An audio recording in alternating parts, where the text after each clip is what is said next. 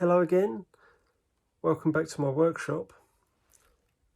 A few people have commented on the workshop tour video that I did, suggesting that I show some videos maintaining or building engines. I hadn't intended to do this originally, however, a friend of mine has asked me to do a bit of work on his schools class engine.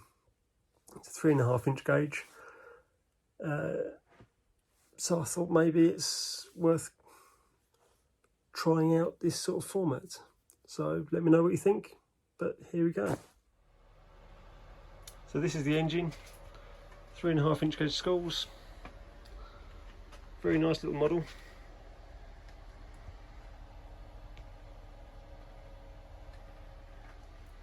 Full 3-cylinder gear and a lot of nice little touches on the detail.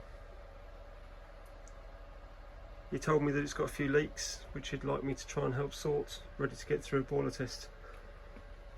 So first things first, I need to get it into a place that I can pump it up. The intention had been to set up a little table outside, pump it up and see where the leaks are, but it's a bit miserable out here. It's already raining. It's not going to be easy to see where the leaks are when it's getting rained on. So I'm going to have to rig up something in the workshop.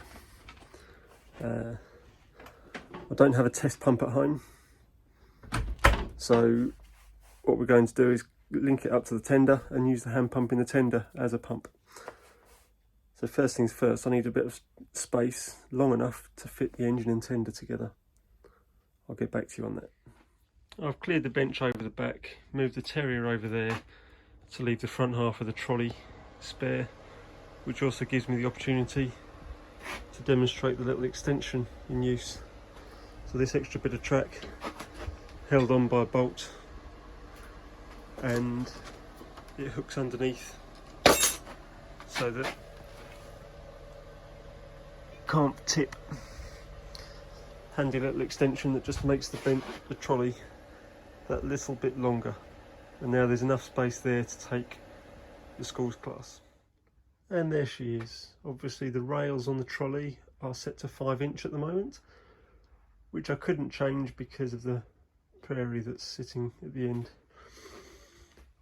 So I've put some wood on the floor, or on the rails, engine sitting on there, and that should give me a decent platform that I can do the pump it up and check the engine for leaks and see what needs sorting. Right, now we're all coupled up. I had to put a gap between the two boards underneath so that I could tighten up the high pressure connections. Just thought I'd give you a little bit of a run through. So under the panel here is the hand pump in the tender. Unfortunately I haven't been given a handle for it, however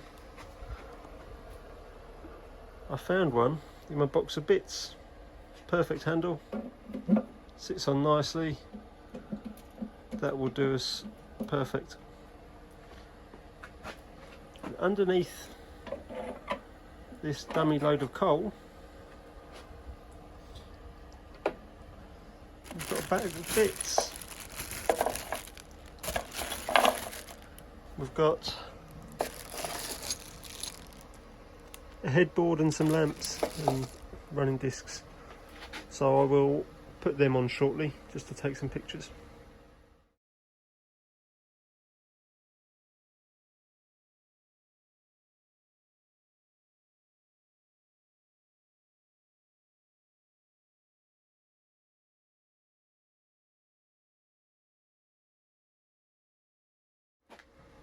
Now I've got some water in the tender. I've opened the steam valves for the injectors to let the air out the boiler and start pumping. You don't want to watch this, so I'll carry on off camera and show it to you once it's full of water.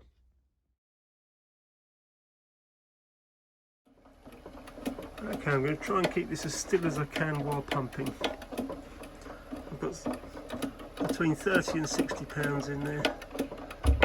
The water gauges are leaking top and bottom, so they need new seals in or repacking. There's a bit of water coming from the steam brake down there. Let's see what we can do about that. The gland on the blower valve, it's got a little bit of a weep. On top here, the water steam valves for the injectors, bit of a leak there on the gland. It's just, there's some coming out the drain cocks, so the regulator's probably not quite sealing, but in all there's not too much. Blowing the water away up there, it does look like it's just coming from the glands and not from the fitting itself. We'll see what we can do. Tidy up a few bits and see if we can improve this. While there was still pressure in there, I managed to get a look underneath and it looked like it was dripping out of the steam brake cylinder as well. So that's something else I need to take a little look at.